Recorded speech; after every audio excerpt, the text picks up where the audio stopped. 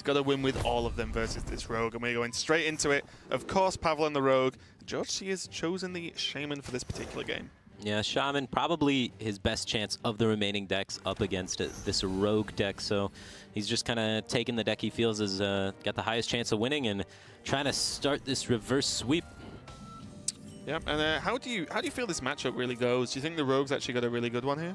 I think the Rogue has a really decent chance. It comes down to if you get Tomb Pillager on 4 and if it gets hexed or not a lot of times. Just having the coin to be able to work with your gadgets and Auctioneer and work with your spell power turns and stuff like that is so crucial. So if the Tomb Pillager comes down on 4 and is able to transfer itself into a coin, then the Rogue player usually wins from that position. But if there's no Tomb Pillager on turn 4 or the Tomb Pillager gets hexed and there is no coin gain from it, a lot of the times that's enough time, just the Rogue being half a turn behind by not having that coin is enough time for the Shaman to really establish a board that starts becoming too much for the Rogue to handle, because Rogue has some AoE in the form of Fan of Knives, but it's not like before. It's not like before with Blade Flurry. So if the Shaman can just, stomp enough things onto the board and start getting those big thing from below swing turns, they can actually snowball the board enough so that Rogue just can't catch up. Yeah, and something you touched on there was a play I actually really like, and I believe is just the common go-to, is the Hex onto the Tomb Pillager to just deny the coin. Yeah. It's literally, if you have Hex and they play Tomb Pillager, your turn is played for you. You just aim that straight at the Tomb Pillager no matter what. It's a really important turn. Yeah. It's just the Rogue deck relies so heavily on the coin to keep up in pace with the Shaman deck, because Shaman for the most part just has superior card quality to the Rogue, but them getting the ability to get an extra card out of the coin with the Gadgets and Auctioneer and also gain a little bit of extra tempo out of it to make up for the fact that they're investing in a Gadgets and Auctioneer oftentimes is what allows the Rogue to kind of keep on par with the Shaman tempo. Yeah, and this is not a bad plan B to just spell power Lightning Bolt the Tomb Pillager as well. It does give your opponent the coin, but this allows him to develop a Totem Golem behind that, and only overloading for 2 for the following turn means he can follow up with the Horse Rider as well if needed. And this board is actually getting pretty wide and pretty scary for Pavel. Actually, he needs to really rush down an option to be able to deal with at least a few of these minions, or he'll just take too much damage. Wow, we see him aggressively going with the Gadgets and Auctioneer here. Would have thought maybe he would go for some sort of Shiv Shadow Strike play and maybe just kind of wait on it one turn so he would get to be able to cycle the coin as well. But he feels the pressure of these tunnel trucks, feels like he needs to react immediately and just start drawing cards there. So yeah, and double prep allowed him to do that, right? I think if he only had one prep, it wouldn't have been enough every time. Yeah. So gets in there, gets cycling, and has a lot of decent follow-up to this. A lot of fuel in the tank, but not a lot of removal remaining.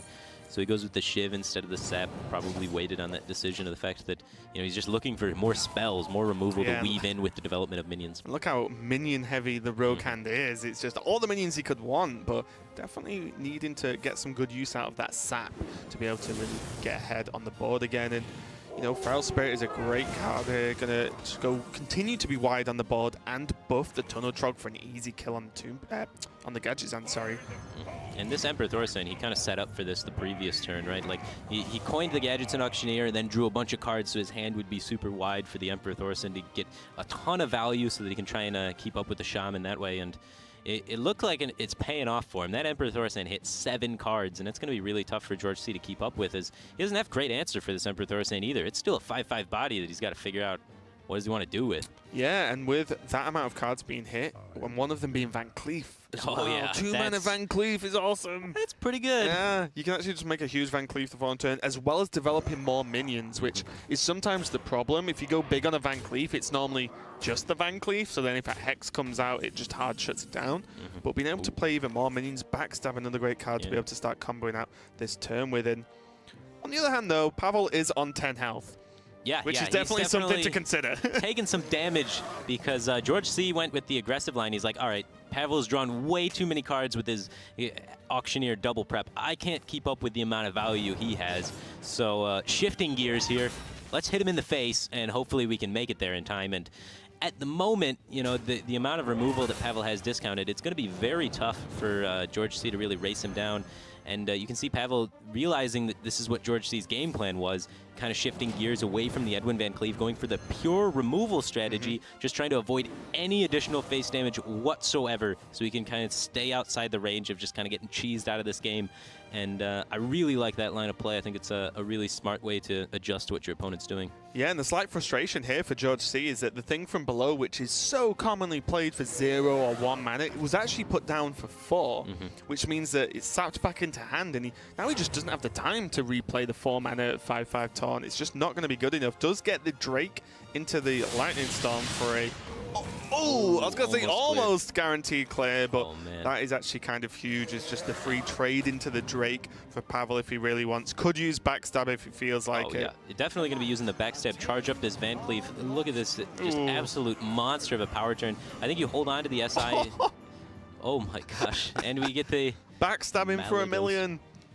Yeah, it is interesting. Do you use the Shiv or do you develop the Tomb Pillager? It's actually really close, right? Like a 5/4 for 2 is really good, and dealing 8 damage for 2 is Shiv also face, really good. Van Cleef.